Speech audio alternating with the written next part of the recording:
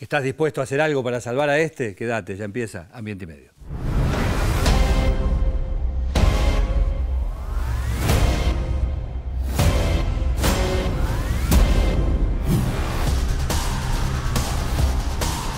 Justamente la agroecología lo que nos viene a decir es consumo consciente.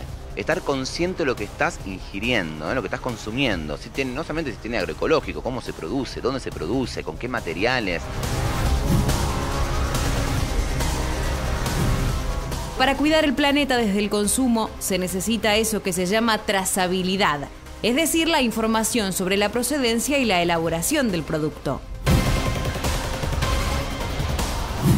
Estamos en Puerto Madryn. Hasta la década del 70, cuando se empezó a ver que las ballenas francas volvían a esta zona para aparearse, tener sus crías, hasta ese momento Madryn era una pequeña ciudad de la Patagonia, hasta ser hoy quizás uno de los polos turísticos más importantes del sur de la Argentina gracias a un recurso, la ballena franca.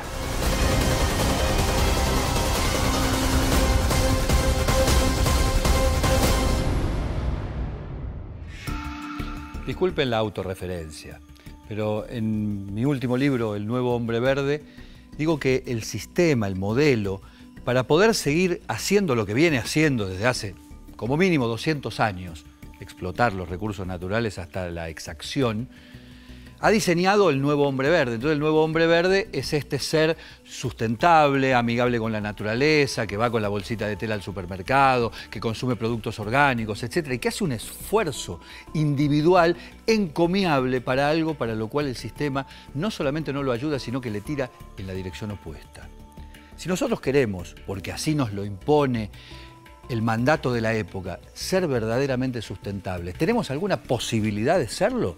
¿O es una cuestión de marketing y es una cuestión de morir, literalmente y a veces figurativamente, en aquello que nos impone el mercado, que nos dice que es más sustentable, pero que nos miente permanentemente?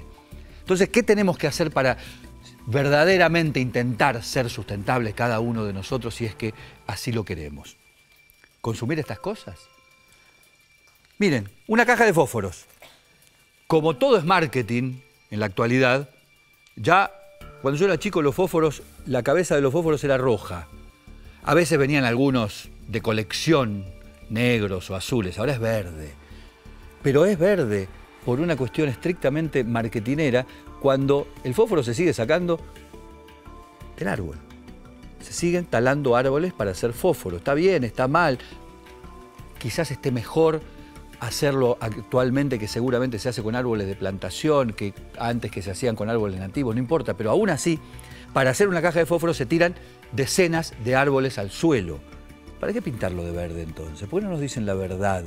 Y aceptamos, y en definitiva queda a criterio de cada uno de nosotros, si queremos consumir un fósforo o prender el fuego con algo que proviene de una actividad no sustentable. Sigamos. Estos muchachos inventaron estos cereales que son claramente un producto súper industrializado y lo denominan los guardianes del planeta. Quiere decir que yo me como esta bolsa de cereales y en lugar de subir el colesterol, contaminarme, envenenarme o quién sabe cuántas otras cosas que me pudieran pasar, estoy ayudando al planeta Tierra a ser cada vez más sustentable. Por favor, no es necesario. No es necesario llegar hasta ese punto de cinismo y de hipocresía para vender algo. Porque en definitiva de lo que se trata, y si seguimos viendo los demás productos vamos a observar lo mismo, es de que nos están vendiendo aquello que impone la moda sustentable y la moda verde, y no aquello en lo cual pudiéramos elegir, optar frente a una actividad, frente a un producto resultado de una actividad industrial, o frente a algo que verdaderamente sea natural y, por ejemplo, vendido a granel, como se hacía cuando yo era chico. Ninguna de estas cosas puede ser considerada saludable ni sustentable. ¿Para qué nos venden esa migaja de conciencia diciéndonos que nosotros podemos elegir? Veamos el informe. Después de tomar conciencia sobre la situación crítica que está atravesando nuestro planeta, muchas personas se han decidido a cooperar intentando convertirse en consumidores más responsables y cuidadosos. Al decidir adquirir productos que se elaboren respetando el medio ambiente, están realizando una gran acción. Pero para cuidar el planeta desde el consumo, se necesita eso que se llama trazabilidad, es decir, la información sobre la procedencia y la elaboración del producto. Y eso, en nuestro país, se ha vuelto cada día más difícil. La moda de lo verde y lo natural ha crecido de la mano de la moda del engaño. El marketing se volvió cada vez más eficiente a la hora de generar ventas, pero no a la hora de brindar información al consumidor. La única herramienta que nos permite elegir de verdad es la trazabilidad. Solo ella nos brinda la posibilidad de comprarle únicamente a empresas que trabajan por reducir su impacto sobre el medio ambiente o que son respetuosas con recursos esenciales tales como el agua. En nuestro país, ser sustentables desde el consumo es muy difícil. Conocer la procedencia de un producto en términos ambientales se ha vuelto casi imposible. Es sin dudas una asignatura pendiente. Los consumidores podemos hacer mucho por nuestro planeta si el Estado se decide a exigirle a las empresas lo que le tiene que exigir. Federoviski, a comer. Miren lo que le preparé, Federoviski. Una parrillita. Estamos en un estudio de televisión. Estoy haciendo Tommy. un chori. Ay, me estoy quemando. Tommy, estamos haciendo... Este es un estudio de televisión. Bueno, en esta tarde también se puede comer un chori, ¿o no? ¿Sabe lo que pasa, Federoviski? La final de la Libertadores. ¿Fue de Racing? ¿Sabe lo que pasa, Federoviski? ¿Vinito? No, estamos grabando, Federoviski. ¿Cómo se va a tomar un vino? Me quiero comer. ¿No comer un chori? Escúcheme, Federoviski. ¿Usted quiere comer un pedazo de carne? ¿Sí? Yo le quería preguntar qué quiere. Si carne de feedlot o carne de pastoreo. Se ensució con el carbón. ¿No me responde? No me apunto con el cuchillo. ¿Qué prefiere? ¿Carne de feedlot o carne de pastoreo? ¿Qué diferencia hay? Y no sé, eso es lo que me tiene que decir usted, Federoviski. Cierto, tenés razón. Téneme. A ver. No. ¿Está bueno? Está bueno. Me hago uno para mí, permiso. No. ¿Porque hay carne de feedlot y hay carne de pastura en la Argentina? Y supuestamente sí. Muy bien. Aclaremos una cosa. La carne de feedlot y la carne de pastura no son lo mismo. Tommy, estoy hablando. Yo lo estoy escuchando, Federoviski. Ponga a comer mientras estoy hablando. Pero usted comió mientras yo hablaba. No. Yo puedo comer mientras usted habla. La carne de feedlot y la carne de pastura. En la Argentina, la historia es la carne de pastura. La vaca que camina, que come pasto, una obviedad de la pampa húmeda. El problema es que el avance de la frontera agropecuaria y el avance de la soja lo que han hecho es expulsar a las vacas de la pampa húmeda. ¿Y a dónde las llevaron?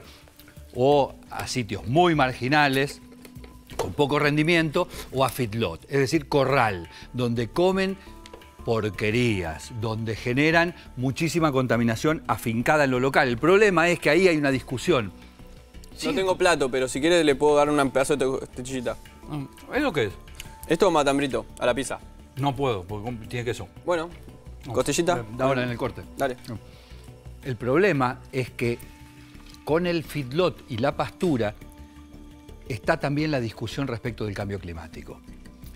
La vaca de pastura, la que camina, tiene algunas dificultades de digestión, entonces genera gases. Literalmente, los gases que producen las vacas son hoy, a escala mundial, el 30% de las emisiones de gases de efecto invernadero. Y esto es un dato a tener en cuenta, porque hay toda una tendencia a bajar la cantidad del stock de ganado precisamente para poder generar una menor incidencia en el cambio climático. Hay algo que no estoy entendiendo. A ver, Federoviski. Entonces, permiso. La pastura contamina. Feedlot contamina. Todo contamina. Todo contamina. Pero es riquísimo. Sí, Federoviski. Juani.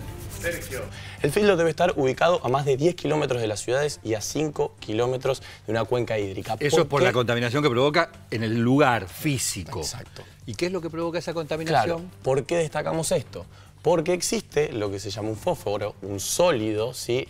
Con un olor desagradable. Es una sustancia química muy contaminante. Muy contaminante. Y la facultad de agronomía destaca de que el excremento del ganado vacuno tiene altas cantidades de fósforo. Y si a eso lo ponemos a todas las vacas, como están viendo ahí en el tape, una al lado de la otra, hacinadas, haciendo caca en un solo lugar, lo que tenés es una carga contaminante concentrada altísima. Exacto. Entonces las precipitaciones lo que hacen es le permiten mayor movilidad. Llegan a las aguas y entonces enturbian el agua, le quitan el oxígeno, el alimento a los peces, incluso hasta altos costos para potabilizar el agua. Muy bien. También existe un gas que se llama el gas metano, que las organizaciones nacionales de la agricultura para la alimentación declaran que son hasta 25 veces más problemáticas para provocar el calentamiento global que las emisiones de dióxido de carbono de los combustibles fósiles. Por eso lo que decíamos recién de que el ganado vacuno es hoy un gran generador de gases de efecto invernadero a escala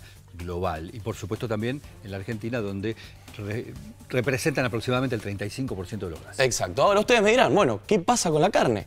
Porque claro, estamos hablando del calentamiento global. Todo esto y después claro, exacto. Claro. ¿Qué pasa con lo que comemos? No comemos. Bueno, exacto. A ver, no Tommy, hay... te van a llamar de cocineros argentinos, me dijeron, ¿eh? Están acá nomás. No. Acá me están llamando por cucaracha, me están diciendo que te van a llamar de cocineros. A ver, Tommy, ¿qué es lo que pasa con la carne, con lo que estás comiendo? No hay datos precisos sobre la contaminación, pero claro, ¿qué es lo que pasa? Nosotros, los que consumimos, no tenemos la capacidad de saber si lo que estamos comiendo es carne de feedlot o carne de pastura. Ese es el gran punto para los consumidores. No tenemos información para poder decidir en nada, ni en los productos industrializados de los que hablábamos hace un ratito, ni siquiera en la carne, el alimento argentino por excelencia. ¿De dónde viene la carne? Porque podemos elegir si queremos comer carne más sana o carne que contamina más o carne que contamina menos. Exacto. Entonces, deberíamos poderlo. Fuimos, le preguntamos a un carnicero, y no solamente al carnicero, sino también a la gente, para ver no solamente si puede elegir, sino si también sabe sobre Si tiene idea de lo que está comiendo. ¿Carne de vaca, de pastura o de feedlot? ¿Consumís carne de feedlot o de pastura? ¿O de las dos? ¿No tenés ni idea? No. ¿Carne de feedlot o de pastura? No tengo idea de eso. Ni idea. No, ni la menor idea qué es. Carne, la que voy a la carnicería, me pido un matambrito, un pollo, distintas carnes, pero ¿qué es? Hernán, ¿cuál es la diferencia entre carne de pastura y carne de feedlot? La diferencia está en la alimentación. Feedlot es un sistema de cría intensiva, donde las vacas reciben una ración diaria, fibra, proteína y cereal. Lo que busca es ganar kilos pronto. Si puedo elegir, de pastura. ¿Por qué? Y porque es natural y la vaca camina, el feedlot está quieta. El tema es que, ¿cómo sabes cuál es de pastura y cuál no si no te lo dice el carnicero? Yo voy al carnicero de mi cuadra, de mi barrio, y compro lo que hay. El blanco es un blanco tirando al rosado, y acá vemos un amarillo, un blanco que se va hacia el amarillo, hacia el color, por ahí yo llamaba azufre, ¿sí? Y en el rojo vemos acá un rojo más apagadito, más marrón, más tirando hacia un marroncito, y acá vemos un rojo un poco más encendido, un poco más yendo para el bordó. ¿Notás la diferencia? Sí, mucho. El pasto le da buen sabor a la carne. Toda la vida comimos carne de pastura, el feedlot es nuevo en Argentina. Nosotros no necesitamos feedlot con toda la tierra que hay, pero bueno, ¿qué voy a hacer? ¿El cliente viene con preferencia de pastura o preferencia de feedlot? Te diría que es un 0,0, generalmente es por alguna dieta. La carne que es 100% a pasto es mucho más rica en vitamina E, omega 3 y omega 6. Lo que más valora al consumidor, esto lo dice el IPCBA, es la terneza. Y el feedlot lo que tiene es que, como es un animal que es tierno porque no ha caminado, no ha sufrido, entonces tiene grasa intramuscular, es sabroso, no tiene sabores intensos como por ahí lo puede tener, que nuevamente hay otro consumidor que es el que por ahí va a buscar la parte más saludable, o un consumidor por ahí más sibarita y más, ¿cómo te diría? Me lo estás diciendo vos, es más saludable pastura que feedlot. Es que es sencillo esto. Mirá, la carne que hay en las carnicerías es esta carne que yo te digo que es este sistema de cría que ya está bastante estandarizado y de alguna manera la industria funciona así. La carne prácticamente que consumimos acá en Capital, 80% de los animales que nosotros decimos que vienen de feedlot en realidad vienen de nuestras praderas. Cuando ya el ternero come solo, ahí recién pasa a un feedlot. O sea, que es una mezcla de las dos, en Argentina tanto de pastura como de feedlot. Exacto. De hecho, a veces cuando la gente quiere carne pastoril, les recomiendo por ahí comer guanaco, comer llama, ¿sí? Comer conejo.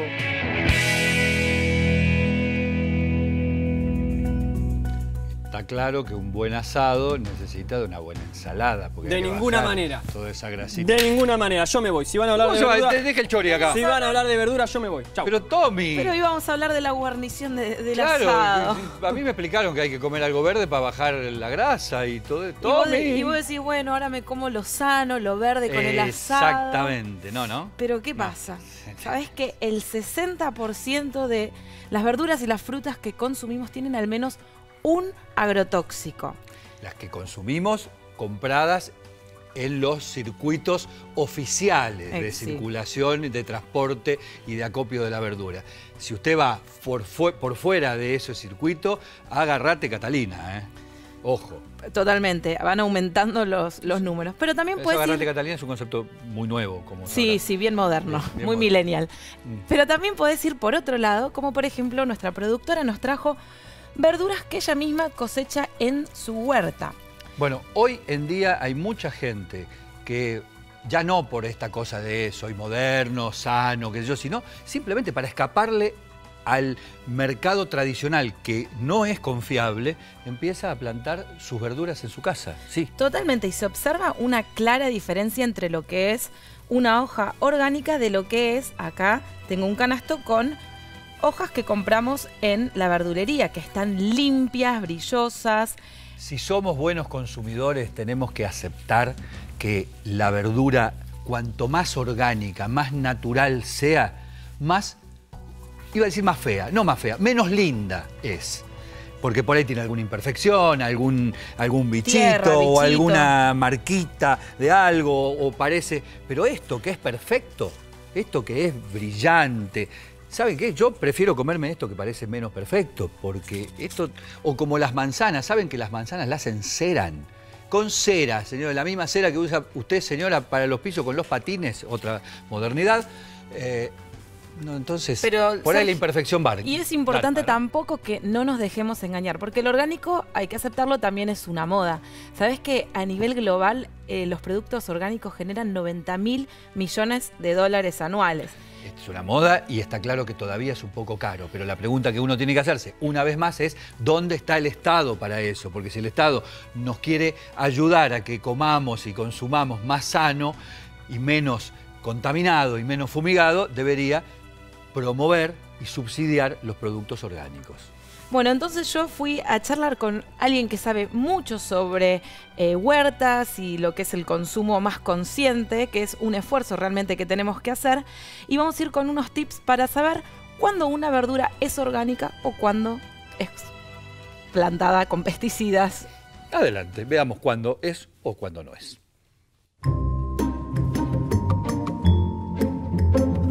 Cuando nosotros vamos a una verdulería, ¿cómo sabemos si realmente es orgánica esa verdura? Bueno, es muy difícil encontrar verdura orgánica en una verdulería convencional de barrio, salvo que te digan es orgánica. Si te dice que es orgánica, lo primero que vos tenés que fijarte es si tiene tierra por ahí, por algún lado de la verdura, porque está recién cosechada, si tiene algún bicho, un bichito bolita, una polillita, algo que te refiere a que estuvo en la tierra. ¿Sí? Que sea lo opuesto a lo que vos ves en una verdulería que está súper limpia, brillosa, que parece que la sacaron, no sé, de una foto, no de la tierra. Y esos son los tips más importantes que vos tenés que fijarte. Ahora, la única manera que vos te asegura 100% de que vas a comer algo orgánico, hacelo vos. Tenés que ver la huerta realmente. Total, o lo haces vos o vas al productor y le decís, bueno, a ver, yo quiero conocer dónde está produciendo esta huerta. Vas, te fijas, perfecto, listo, no usa ningún químico y ahí sí puedes asegurártelo. Ojo con los engaños, porque hoy está de moda decir orgánico y si no lo vemos, tampoco hay que creernos todo. Claro, tal cual, es muy importante, justamente la agroecología lo que nos viene a decir es consumo consciente. Estar consciente de lo que estás ingiriendo, lo que estás consumiendo. No solamente si tiene agroecológico, cómo se produce, dónde se produce, con qué materiales, dónde está puesto eso. Por ahí está en un campo que está lleno de pesticida alrededor y te dice, no, yo no uso. Está bien, pero en el campo alrededor te llena de químicos y bueno, y eso afecta.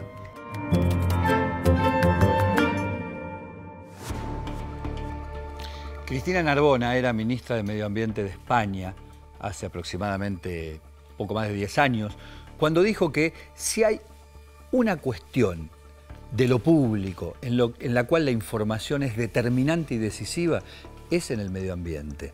porque las posibilidades de ser sustentable, de ser buen consumidor o de aportar el granito de arena que cada uno de nosotros quiere aportar, más allá de que sepa que no es completamente determinante, pero sí apegado a la ética de cada uno de nosotros, es si tiene la información correspondiente, si sabe qué consume.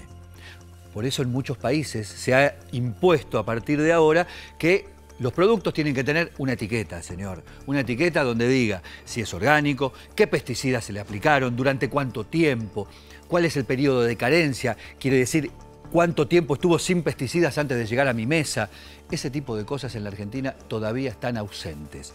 En Estados Unidos, la justicia le ordenó a Monsanto que colocara una etiqueta en cada frasco en el que vende glifosato diciendo el glifosato es potencial cancerígeno según la Organización Mundial de la Salud. La información es poder, dijo alguien alguna vez. Pensemos en eso cuando queremos ser individualmente sustentables. Ya venimos con más Ambiente y Medio.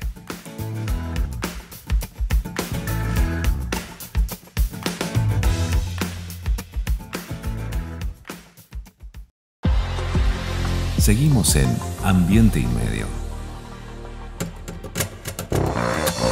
Más de 13.000 policías en calle. Seguimos avanzando hacia una ciudad más segura. Buenos Aires ciudad. Vamos, Buenos Aires. Este es un programa de obsesiones y las obsesiones lo que producen es insistencia sobre ciertos temas. Vamos a ver si logramos asirlos y resolverlos de alguna forma. Por eso lo que tenés a mis espaldas es el planetario, el mapamundi y la cuenta regresiva que las propias Naciones Unidas han fijado. Vamos a contarte todos los programas, cuánto tiempo falta para que estemos fritos, en la medida en que no hagamos lo que señalan los científicos que asesoran a Naciones Unidas, que es revertir la tendencia de la acumulación de gases de efecto invernadero en la atmósfera. Falta este poquito de tiempo y las consecuencias, algunas de ellas son palpables. Van a pasar cosas en la medida en que se supere el límite de 1,5 grados de promedio de aumento de la temperatura en el planeta. Por ejemplo, ¿qué es lo que va a pasar?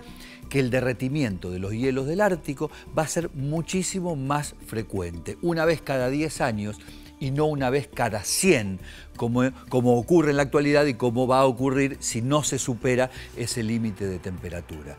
Todos los programas te vamos a mostrar para que tomemos conciencia, no solamente nosotros, sino los estados, que es a quien fue dirigida la última apelación de Naciones Unidas respecto al cambio climático. Y como lo que nos moviliza son las obsesiones, otra de las obsesiones que tiene este programa es en relación a las plantas exóticas. Nosotros creemos que hay que plantar nativas, porque están mejor adaptadas, porque culturalmente tienen otro valor y principalmente porque no compiten deslealmente entre sí como ocurre cuando uno incorpora una especie invasora. En esto que nos ha traído tan gentilmente la gente del vivero de Villadomínico del SEAMSE, tenemos un montón de plantas nativas, tala, ombú, sen del campo, y tenemos un ceibo, y tenemos esta, el ficus, la infiltrada, o terror das veredas.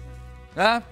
¿Por qué el ficus rompe las veredas? ¿Porque es malo? No, porque el ficus es de un clima tropical, es propio de una selva y en la selva hay poco humus en el terreno, entonces las raíces son mucho más superficiales. En las zonas templadas y secas, las raíces van hacia abajo. Entonces, si plantamos aquellos árboles cuyas raíces van hacia abajo, no van a romper las veredas. Y además el ficus tiene hojas perennes, no se caen en el otoño, lo que es un gran problema para el arbolado urbano. Señorita Andrea Ferrario, ¿qué la trae por aquí? Las exóticas. Quiero continuar con esta obsesión, porque sabemos que las exóticas pueden arruinar ecosistemas enteros, sí, realmente en el mundo. De manera mucho más grave que lo que acabamos de decir del arbolado urbano, que en el peor de los casos es una cosa de una molestia. No, a veces las invasoras pueden provocar daños en el turismo, en la economía regional y por supuesto en los ecosistemas. Totalmente, y un caso ocurrió en nuestra Patagonia, en Puerto Madryn, con la famosa alga Undaria wakame. Un alga que llegó, o sea, su origen es de Japón, Corea, China, y se cree llegó en el casco de un barco. Miren, las playas que ustedes están viendo mientras Andrea habla, así se dice, esas playas no están pintadas de verde y no son originalmente verdes. Esas playas eran playas de arena y son playas de arena cubiertas ahora ¿por quién? Por el alga undaria. Muy y eran bien. playas sin mal olor. Ahora tienen muy mal olor porque cuando baja la marea estas algas dejan olor que afecta al turismo. Se pudren, es materia orgánica que se pudre. Exactamente, y uno de los principales atractivos turísticos de Madryn es el buceo, algo que se ve muy afectado porque estas algas generan bosques submarinos que tapan todo el suelo marino y también no dejan que crezcan las algas nativas. Incorporemos una vez más el concepto biológico de una especie invasora. El problema es que no tiene quien la prede. Cuando una especie invasora entra en un terreno donde no tiene competencia, como le pasa al alga undaria en Puerto Madryn, nadie se la come, nadie la persigue, nadie hace nada con ella y crece exponencialmente provocando daños ecológicos y en este caso también a la economía local. Y hoy es imposible de erradicar este alga, vamos a tener que convivir con ella. Ya hay gente que generó algunos emprendimientos como gastronómicos, secan las algas y las usan para cocinar. Es decir, nos tenemos que poner creativos porque ya no hay retorno. Vamos a ver el informe. Adelante con el alga undaria. Nos dedicamos a estudiar especies exóticas desde distintos puntos de vista, pero lo más importante para nosotros es visibilizar el problema. No solo en Puerto Madryn, sino en Argentina, en Sudamérica. Por eso tenemos iniciativas como, por ejemplo, el Congreso Internacional de Invasiones Marinas. A ese congreso vienen los máximos especialistas en invasiones biológicas marinas de los 5 continentes. En el caso de Undaria es muy conocida por ser una especie altamente invasora y una vez que se logran establecer es prácticamente imposible eliminarlas. Se fijan al sustrato por el grampón y a partir de ahí ya genera toda la lámina, toda la estructura. ¿Qué origen tiene? Esta es originaria de Japón. Sí. ¿Y llegó a través de un barco? Sospechamos que sí, a través de un barco, muy probablemente incrustada en el casco. Fue detectada en el año 92 y bueno, hoy por hoy ya está reportada desde Mar del Plata hasta Puerto Deseado. Con esta especie se ha trabajado bastante, se está trabajando en diferentes tipos de aprovechamientos comerciales. También ha sido estudiada para hacer el compost. Hasta el momento no ha superado de manera tal ese aprovechamiento para poder controlarla. ¿Y puso en riesgo alguna especie local? Sabemos que afectan los peces de arrecifes porque taponan todas las entradas a las cuevas. Después a otras especies de algas lo que hacen es reducir la intensidad de luz para que crezcan otras algas. Ajá. En diferentes experimentos que se ha realizado se ve que la recuperación del ambiente con la colonización de algas nativas no ha sido el mismo luego de que ha estado Undaria. Cuando sube la temperatura del mar ya se muere y los ejemplares que se mueren quedan en la ribazón como esto. Sí. ¿Ves? Y justamente ocurre entre noviembre, diciembre, enero, digamos, en la época donde tenemos turistas. Y se acumulan en la playa, entonces hay que limpiar las playas y se llena de moscas. ¿Qué importancia tiene que la gente común, que los que no somos científicos, estemos al tanto de la problemática de las especies exóticas? Bueno, la importancia es que todos pueden ayudar, entonces cualquier visitante, cualquier turista, cualquier vecino que esté en contacto con la naturaleza es un posible ayudante para nosotros, tanto en la investigación, en la detección temprana de especies nuevas introducidas, como después en la erradicación o en el sistema que se elija para mitigarlo.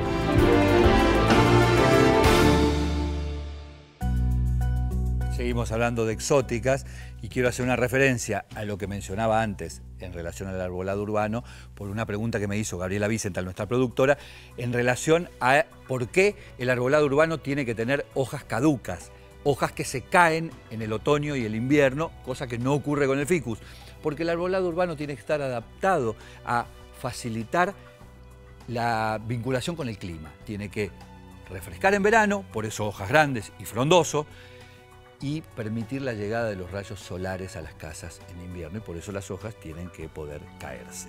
Y seguimos en la Patagonia y seguimos con las exóticas y te vamos a mostrar el caso de una ostra. una ostra que parece una tontería, está metida ahí en el caparazón, no se mueve, no camina, no hace nada y sin embargo es una especie exótica que genera muchísimos problemas en el ecosistema patagónico en Puerto Madryn. Ya que estamos en Puerto Madryn, una mención de agradecimiento a la gente de Green Cross por habernos invitado al foro de diálogo ambiental que se realizó en esa ciudad. La ostra invasora en Puerto Madryn.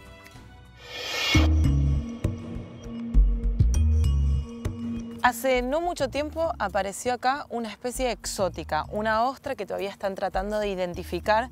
Contame un poco desde el inicio, ¿cómo fue este descubrimiento? El descubrimiento lo hicieron de manera independiente 2 buzos deportivos de acá de Puerto Madryn, que por la experiencia de estar buceando mucho tiempo vieron ejemplares, estas ostras que jamás se habían visto acá en esta costa. A partir de ahí se desencadenó todo un plan para identificarla, para ver dónde estaban, para ver qué distribución tenían, en conjunto con diferentes organismos nacionales y provinciales. Sospechamos que están en estadios tempranos a partir de diferentes monitoreos que se hicieron y nos pusimos de acuerdo de que hay que sacarla. ¿Cómo creen que esta ostra llegó acá, a Puerto Madryn? La mayoría de las especies exóticas marino-costeras llegan por barcos. No es que sea un descuido porque todavía nosotros en Argentina no tenemos una normativa que obligue a las embarcaciones a tener los barcos perfectamente limpios. No estaría mal. No, y en eso se está trabajando. Esta ostra fue introducida de manera intencional para cultivos en la bahía San Blas. Alguien que quiso hacer un negocio no funcionó y abandonó, como sucede en varios lugares y con muchas especies exóticas. Estás hablando de, digamos, de una de las ostras más introducidas en todo el mundo para cultivo. Por el ejemplo que tenemos en Bahía San Blas y también en Bahía Blanca, que también fue introducida. Sería un riesgo muy grande que esta ostra se empiece a propagar acá. Sí. ¿Qué amenazas hay? Todo lo que es el uso de la playa, el uso de la costa. Son especies que uno las encuentra, digamos, vos las encontrás así y esto corta. ¿Cuál es el plan de acción en este momento? Recorrer diferentes lugares donde podría estar creciendo y ejemplares que se encuentran, ejemplares que se sacan. Esta tarea la hacen buzos. En el buque que está hundido en el Urabay. La hacen buzos, sí. Buzos. Buzos profesionales, buzos científicos, pero digamos no hay tiempo que perder, es decir, que están trabajando para ir sacándola manualmente. Se ha monitoreado ya el muelle Piedrabuena, hay otros parques, digamos, submarinos que también se están monitoreando. Hay que, sacar los ejemplares grandes y después seguir monitoreando las nuevas apariciones. Hay experiencias en otras partes del mundo donde se ha logrado. Y funcionó. Y funciona, o sea que... mientras no se pierda tiempo es un año de trabajo continuo. Exactamente, es continuo. Es estar decididos que no la queremos tener en estas aguas y se puede controlar, se puede erradicar.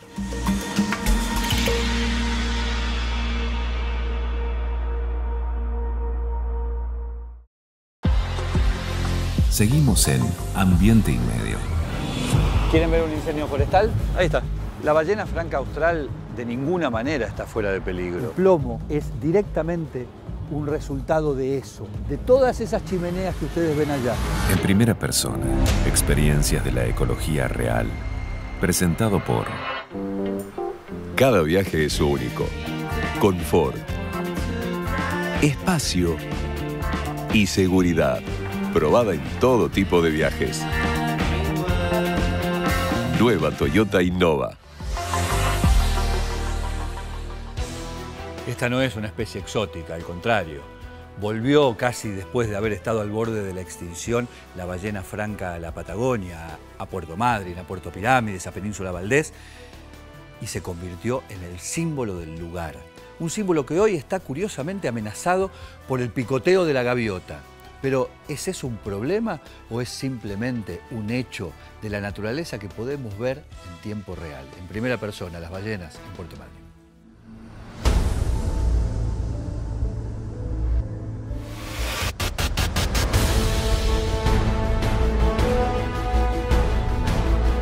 La historia del desarrollo local en todo el mundo está plagada de situaciones que uno podría denominar matrimonios entre un recurso natural o un recurso turístico que permite el florecer y muchas veces un crecimiento hasta incontrolado de una localidad, porque le trae recursos y le permite generar divisas, dar trabajo y a veces hasta salirse de madre. Hay cientos de historias de ese tipo. Algunas incluso no terminan bien, cuando ese recurso turístico o un recurso natural a explotar termina siendo mancillado por la avaricia, por la angurria, por llevarlo casi hasta su extinción. Estamos en Puerto Madryn y Puerto Madryn es sede de uno de esos matrimonios. Hasta la década del 70, cuando se empezó a ver que las ballenas francas volvían a esta zona para aparearse, tener sus crías, hasta ese momento Madryn era una pequeña ciudad de la Patagonia.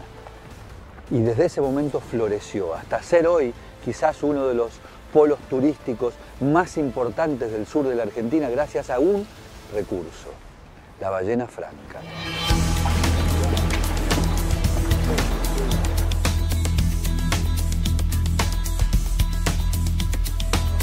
No vamos a decir que Madryn es únicamente ballena, porque sería quizás un poco injusto, pero podríamos sí decir que Madryn es principalmente ballenas, en lo que tiene que ver con su actividad turística, su recaudación, sus ingresos, etc. Historias en el mundo de asesinar o degollar a la gallina de los huevos de oro hay centenares. ¿Por qué Madryn no sería una de esas? Bueno, en realidad el tema tiene que ver con una historia de desarrollo un poco particular. Ajá. Porque acá en la década del 60, digamos 70, un pionero en el turismo de la nación, que es Antonio Torrejón, vio que había características particulares de la fauna, las ballenas, los lobos, los elefantes marinos, que podían llegar a resultar interesantes entonces, para atraer el turismo. Y entonces comenzó a desarrollar un turismo de observación de naturaleza. En aquella época pensá que era algo rarísimo. Rarísimo. Pero bueno, y entonces desde hace muchos años en la provincia del Chubut el manejo de las áreas naturales se encuentra muy ligada con el turismo. Y se ha tenido un desarrollo bastante armónico de un montón de actividades. De hecho, hay casos como por ejemplo el del avistaje de la ballena franca, donde pocas veces uno ve un sistema tan acotado como este.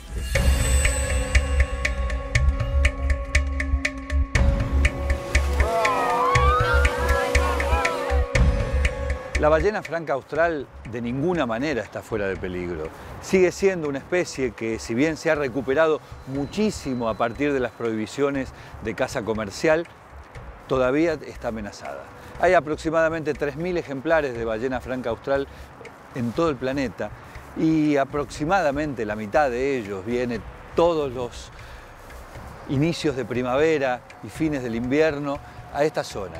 Estamos en el Doradillo, a pocos kilómetros de Puerto Madryn, en un sitio desde el cual es un placer observar desde tierra cómo las ballenas juegan, saltan, se divierten, solas, con su cría, eventualmente en el mejor de los casos, pero con una serie de amenazas adicionales. Por ejemplo, las gaviotas, que juegan con las ballenas y las ponen en riesgo.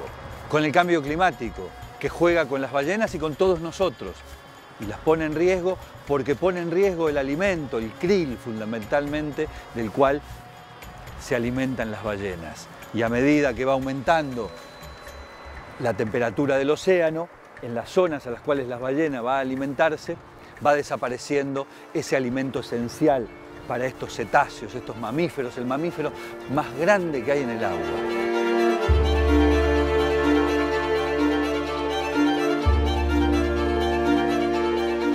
En la naturaleza hay algunas especies que se las denomina oportunistas, que son aquellas que encuentran un espacio, un resquicio, un alimento en abundancia y a partir de ahí crecen desmesuradamente, haciéndose fuertes justamente en aprovechar esa ventaja que les otorga el ámbito en el que viven.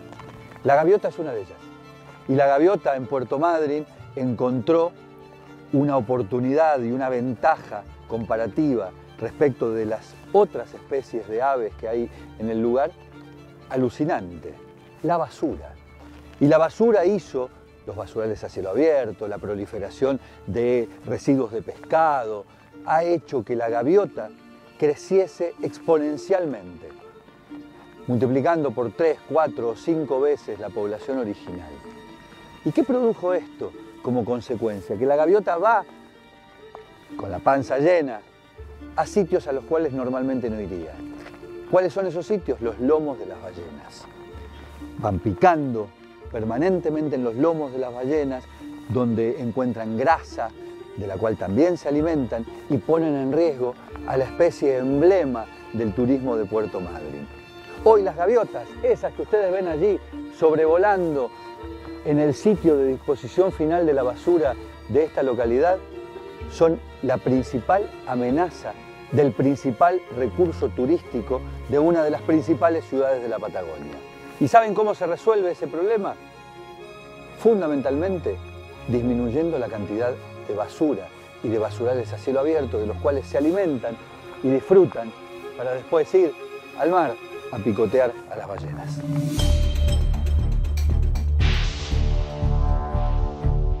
Avistaje de ballenas franca en particular, se hace en muchos lugares del mundo. Pero hay cierta coincidencia respecto de que Puerto Madryn, la Argentina, Puerto Pirámides, que es donde estamos ahora, es quizás el sitio ideal en el planeta para poder ver las ballenas. ¿Por qué? Porque se acercan a una distancia muy próxima de la costa. Madryn se ha caracterizado por mantener esto dentro de un equilibrio muy razonable. Tanto es así que es ejemplo en otros lugares del mundo en relación a cómo hay que mantener el negocio para no matar a la gallina de los huevos de oro. ¿Seguirá así? Vamos a subir a uno de los barcos y vamos a ver a las ballenas al lado nuestro.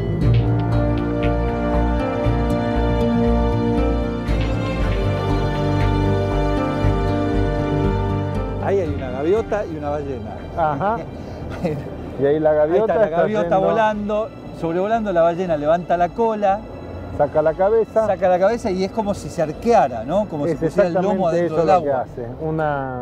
¿Eso es un comportamiento adaptativo de la ballena al picoteo de la gaviota? Exactamente, se describe como la posición del galeón y lo que hace es evitar dejar el lomo, ahí está picando sobre la cría, es una madre con un bebé.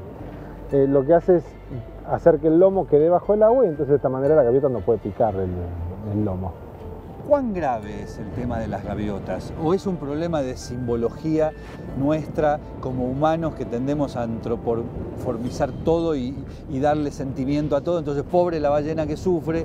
Nosotros tenemos la percepción de que la picadura de la gaviota sobre el lomo de la ballena es algo que tiene que evitarse a toda costa. Y lo que tenemos que entender es que estamos en un sistema donde, si bien el hombre ha producido algunas modificaciones, por ejemplo, hace algunas décadas atrás las poblaciones de gaviotas crecieron por la cantidad de alimentos que se les proveyó. Los basurales a cielo abierto, entre otras cosas, las pesqueras. Los residuos pesqueros, exactamente. Si bien no hay una relación directa e inequívoca sobre los basurales y el crecimiento de las gaviotas, podemos pensar que esta interacción surge, pero de manera espontánea. Digamos, nadie. O sea, espontánea quiere decir por fuera de nuestro registro, de por nuestro fuera de nuestra control. intervención. Exactamente. Las gaviotas comenzaron a picar el lomo de las ballenas para alimentarse de la grasa y de la piel, de manera que lo hacen ellas solas. Empezaron en la década del 70. Los primeros registros están en la década del 70. ¿Qué es una adaptación conductual de las gaviotas? Es una nueva forma de obtener una fuente de alimento que, digamos, se les hizo disponibles a las gaviotas. Entonces, ¿Y es parasitar la ballena desde la gaviota? Y es una relación de parasitismo, porque la ballena, digamos, se ve perjudicada y la gaviota se ve beneficiada al obtener alimento, ¿no? Hace una semana atrás hicimos el último censo de ballenas y contamos 1.600 ballenas en un vuelo costero que dura 5 horas. ¿Son mucho o es poco? Es récord histórico en la cantidad de ballenas que hemos contado. Desde la década del 2000 que venimos volando regularmente todos los años. ¿Y nunca vieron tantas? Nunca vimos tantas ballenas, pero las ballenas han venido creciendo todos estos años. Entonces, o sea que el picoteo existe, la gaviota la molesta, sí, pero eso no alcanza para reducir el tamaño de la población de ballenas que vienen acá. De hecho, la población sigue creciendo.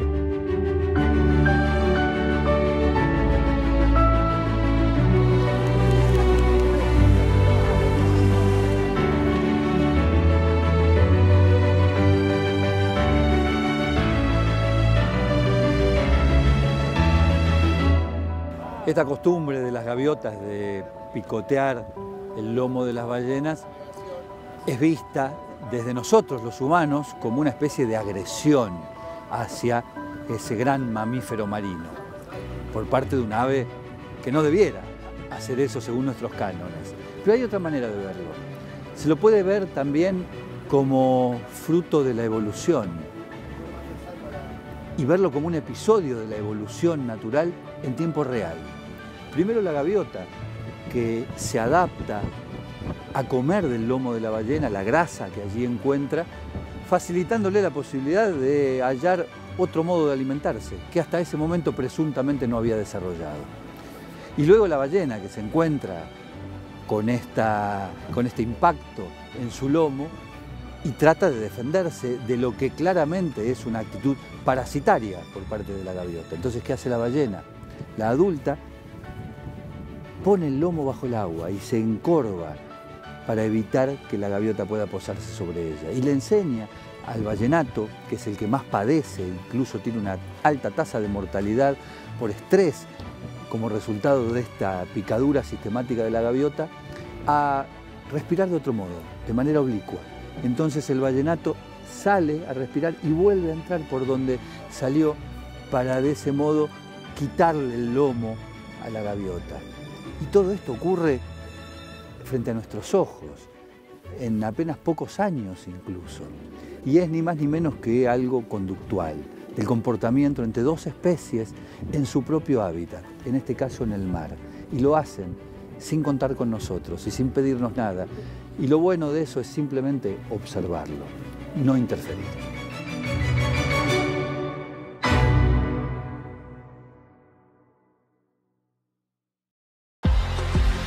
Seguimos en Ambiente y Medio.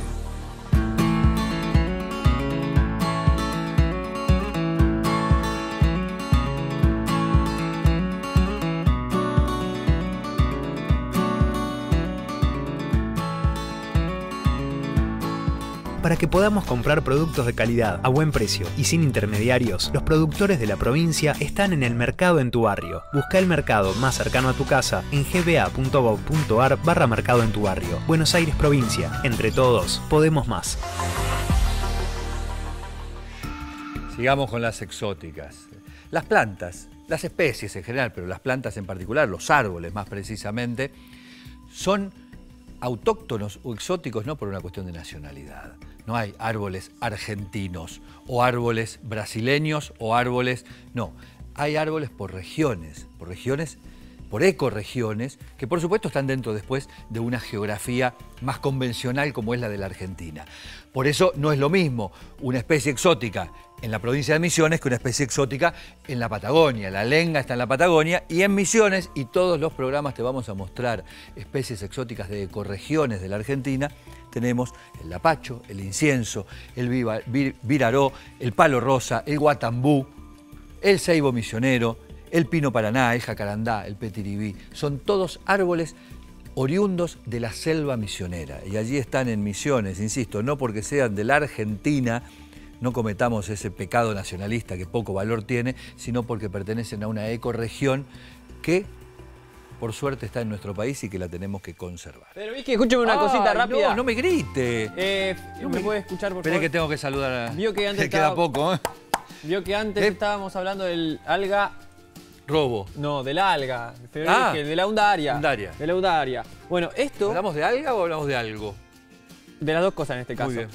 Esto es un fertilizante natural a partir de la undaria. Jodeme. Pero Vicky, guarda con esto. No, eso está bueno producto nacional, utilizar una especie exótica que no sirve para nada y tratar de sacarla del lugar en donde está provocando el daño para generar un producto, que en este caso además es un fertilizante. Yo quiero aprovechar, quiero aprovechar para enseñarle a la gente a hacer un pesticida natural. ¿Por qué no se va directamente a cocineros argentinos y...? Pesticida natural, Federico, porque está una olla grande, vertemos agua. Vertemos un poquito de agua. ¿Me ayuda a pelar la cebolla mientras tanto? No, me va a ir una baranda. Muchas gracias. Qué malo que es usted, ¿eh? Sí. Bueno, la idea ¿Cómo va a es... pelar la cebolla sin cuchillo? La idea es... No es una naranja eso, es una cebolla. No me trajo cuchillo la producción. Ah. La idea es Usted no se trajo cuchillo a sí mismo, me parece. La idea es que la cebolla peladita la ponemos en la olla, la hervimos por 3 horas. Sí. ¿Y qué va a ser, después, un guiso? Y después le sacamos las partes duras, nos quedamos con el líquido. Las partes duras. Bueno, ya está pelada. La ponemos el pulverizador y le tiramos al ficus, no porque es exótica. ¿Cómo llegó al pulverizador? Esto es televisión, Federovigi, dale. La sacamos del ficus. ¿Pero cómo llegó al pulverizador? La sacamos del ficus no porque es exótica. Y la tiramos al tala. ¡Ah! El pesticida. ¡Ah! Le tiramos 2 veces por día. Espere. Estoy haciendo todo rápido. ¿Me está rociando el tala con jugo de cebolla? Me está volviendo loco, sí. ¿Sí? Es pesticida. Ay, pobre tala, no me entiendo baranda. nada. Gracias, Tommy. No me entiende, Federovigi, no me entendió. Tommy, que a partir de ahora va a participar en Cocineros. No. Ya lo sabe. Solo nos queda medio ambiente. Por eso hacemos ambiente y medio.